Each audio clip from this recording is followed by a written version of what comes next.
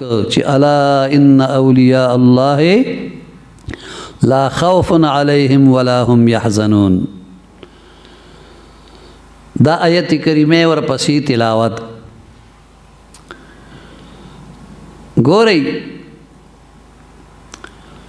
حضور صلی الله علیه وسلم خلق تدا اخودل چې دا آیت کریمه د الله د اولیاء په حق کې نازل لې. نو حضور صلی الله علیه وسلم داغي په خپل کلمات مبارکو کې تشریح کا او مونږ ته د اولیاء کرام شان بیان. بلدا چې دا پاک خلق اولیاء کرام الله پاک جل مجدہو ته ډیر نږدې دوی تا قربت الہی حاصل. لکا پا بخاری شریف کتاب الرقاق حدیث نمبر 6137 او پا سنن کبرا جلد نمبر 10 صفحہ 219 باندې دا روایت را نقل کړي دي. حضرت سیدنا ابو هریرہ رضی اللہ تعالی عنہ دا حدیث مبارک راوید. عن ابی هریرہ رضی اللہ تعالی عنہ قال قال رسول اللہ صلی اللہ علیہ وآلہ وسلم. ابو هریرہ رضی اللہ تعالی عنہ روایت بیانی دے فرمائی چی حضور صلی اللہ علیہ وآلہ وسلم فرمائی لی دی ان اللہ قالا چې بشکا الله تعالی جل جلاله فرمایلی دی. دیتا حدیث قدسی وائی خبره د الله جل مجدوه دا خو حضور صلی الله علیه وسلم مونږ ته بیانای حاکیا عن الله تعالی. محبوب علیہ السلام د الله نه حکایت کوونکی وی چې الله جل مجدوه فرمایي چې من عاد لی ولیا فقد آذنته بالحرب. الله جل مجدوه فرمایي څوک چې زما د ولی سره دشمنی کوي، څوک چې زما دوست وي د هغه سره څوک دشمنی کوي، فقد آذنته بالحرب زاغت اعلان د جنگ کوم.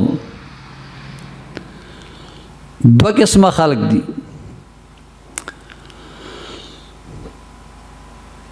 یو تا اللہ تعالی جل جلالہ فرمائی تو زما سره د جنگ اعلانوک، او دا دویم قسم چی دی اللہ فرمائی زما د طرف نه دت اعلان د جنگ دے. چاہتا چوئی چی تا اللہ او رسول سره د جنگ اعلانوک آغا سود خور دے. سود خورو تا اللہ جل جلالہ فرمائی چې سوشو اغوشو د دین پس د سود معامله مکوئی، ما سود ورکوئی او میں اخلائی او ما پمین د دی دوارو کی ریباری کوئی. فَإِن لَمْ تَفْعَلُوا فَأْذَنُوا بِحَرْبٍ مِّنَ اللَّهِ وَرَسُولِهِ. کدا کار مو نکو د سود د معاملین باز را نغلی نو بیا اللہ او رسول سره د جنگ اعلان وکي. نو رسول خورو ته وی تاسو اعلان وک. کله چې د ولی نمبر راغې د ولی شان راغې نو الله جل مجدوه فرمای من عاد لی ولیا فقد آذنته بالحرب. څوک چې زما ولی وی زما دوست وی هغه سره څوک دشمنی کوي نو هغه د کما سره اعلان د جنگ کوي او کنه کی زما د طرف نه ورته د جنگ اعلان. الله د داسې حال نه مونږ ټول محفوظ وساتي. دینه معلومه شو چې د ولی دشمن دا حقیقت کې د رب ذوالجلال دشمن دی. وما تقرب الی عبدی بشیء احب الی مما افترضت علیہ. اللہ جل مجدوه فرمائی زما بندہ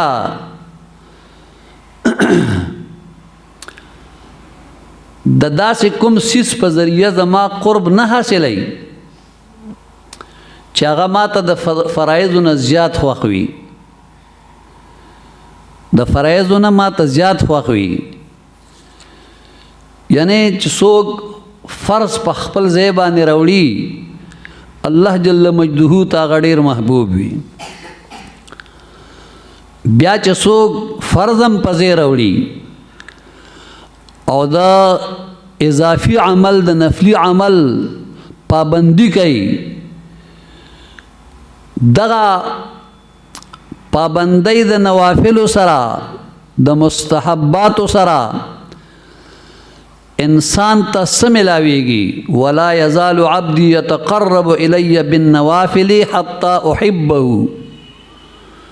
الله جل مجده فرمایي زما بندا د مسلسل نفلی عبادت په ذریعه زما قرب حاصلای تر دې حد چې زما غ خوښ شي، حتی احبه تر دې حد چې زاغه خوښ کم زما ور سره محبت پیدا شي.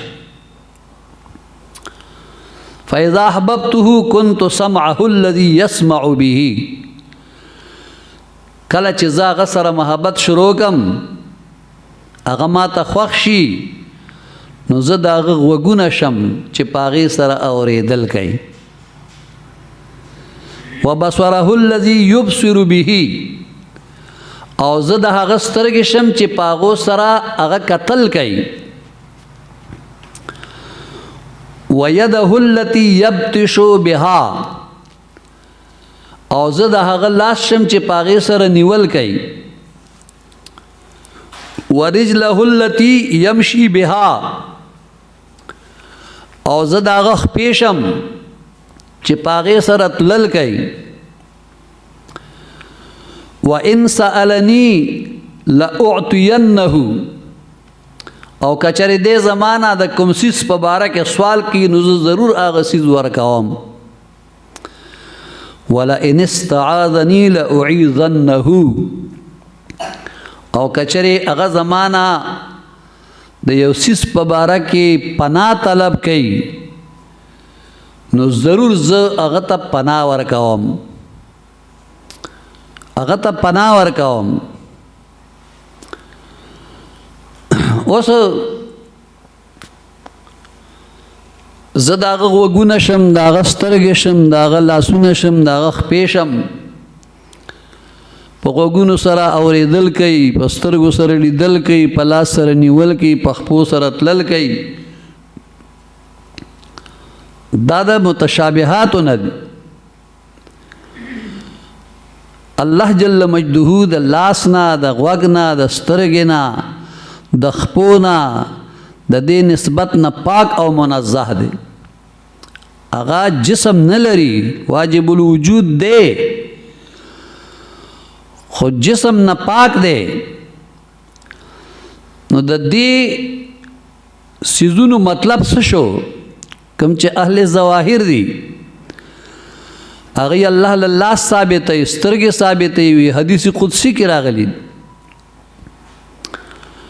چونکه هغه د تصوف نه بے خبره دي، هغه د شریعت د دقایق نه واقف نه دي، هغه صرف ظاهر ته ګوري، جمهور پسې نه دي روان، خپل رایګانې خپل عقلونه چلای. دې وجه نه د دې په اصلي مقصد باندې هغه نه پوهېږي. راځئ چې مونږ په دې مقصد باندې خپل ځان پوهېږو. ډېرو جید علماو لکه حضرت امام قاضی عیاض رحمه الله په شفا شریف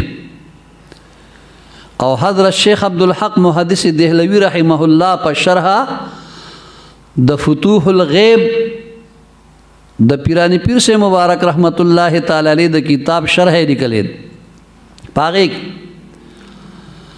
او امام فخر الدین رازی رحمه الله په تفسیر کبیر کې د دې حدیث مبارک معنا او مقصد دا بیان کړی دی چې کله بنده خپل ځان د خپل پروردگار جل جلاله د محبت او عشق په اور کې اوسېږي او ځان فنا کی او د نفس نه د انانیت والا رنگ او خیره لري شي او پانوار الهیو سره د بدن منور وګرځيږي نو د الله جل جلاله په انوار سره قتل کوي د الله جل مجده په انوار سره اوریدل کوي د الله جل مجده په انوار سره